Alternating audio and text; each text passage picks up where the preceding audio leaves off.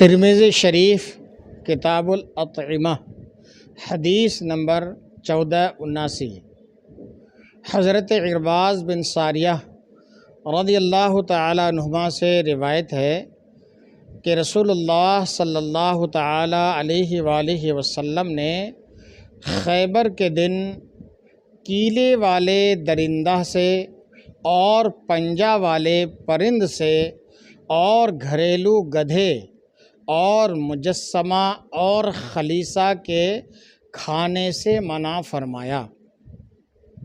اب یہ مجسمہ کیا ہے؟ پیچھے حدیث میں گزرا کہ مجسمہ سے اور خلیصہ سے منع فرمایا۔ یہ مجسمہ کیا چیز ہے؟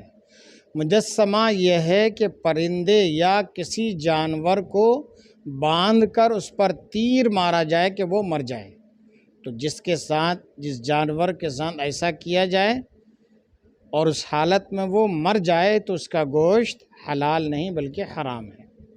خلیصہ گزرا، خلیصہ کیا چیز ہے؟ خلیصہ یہ ہے کہ بھیڑیے یا کسی پرندے نے جانور پکڑا، اس سے کسی نے چھین لیا اور ذبح سے پہلے وہ مر گیا۔ اگر چھین لیا اور چھیننے کے بعد اس کو ذبح کر لیا، جس کو ذبح شرعی کہتے ہیں، وہ کر لیا یعنی خون بہا دیا، تو وہ جانور حلال ہے۔ لیکن چھیننے کے بعد ذبح کرنے سے پہلے ہی اگر وہ مر گیا تو وہ جانور ہمارے لیے حلال نہیں بلکہ حرام ہے، اسی کو خلیصہ کہتے ہیں۔ ایک لفظ اس میں آیا کیلے والے درندے۔ کیلے والے درندے کس کو کہتے ہیں؟ کیلے والے درندے کہتے ہیں جن کے آگے بڑے بڑے دانت ہوتے ہیں۔ جیسے شیروں کو آپ نے دیکھا ہوگا، دو بڑے جانور ہوتے ہیں، دو بڑے بڑے ان کے آگے دانت ہوتے ہیں۔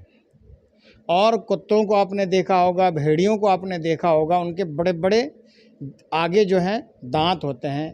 ان دانتوں کے ذریعے سے وہ چیرتے ہیں، پھاڑتے ہیں اور شکار کرتے ہیں۔ تو جن جانوروں میں یہ دانت ہو یعنی کیلے ہوں، ان جانوروں کا گوشت ہم مسلمانوں کے لیے حلال نہیں ہے۔